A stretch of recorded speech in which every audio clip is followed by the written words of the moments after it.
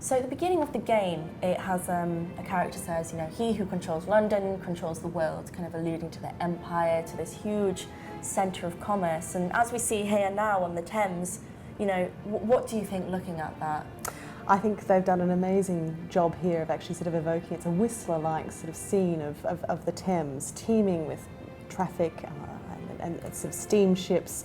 You have a real sense of the Thames as an artery through London, connecting the nation and connecting London to the world. What was, in terms of actual kind of people from around the empire being in London, what was that like around this time? London was intensely multicultural in the 19th century, and to this day, of course. And the docks area in particular was sort of seen to be sort of a melting pot, a sort of a meeting of cultures and people.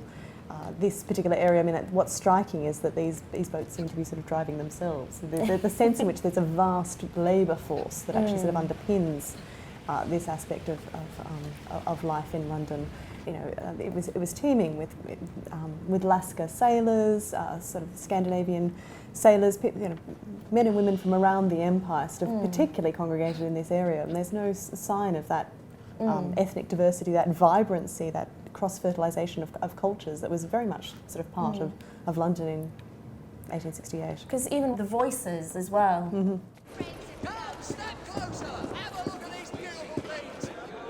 All British, sometimes kind of either very posh or very cockney. You don't get the sense of a kind of multicultural landscape. No, sort of real London in the 1860s, you would have heard a plethora of languages on the streets.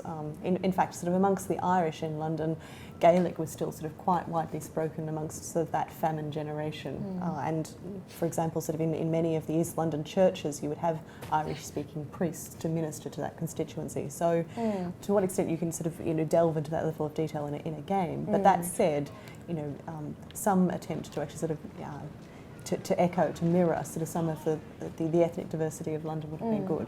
In early 2016, there's the last Maharaja expansion pack, which has Duleep Singh in it. So maybe we're going to see a bit more of that kind of empire and diversity brought in there.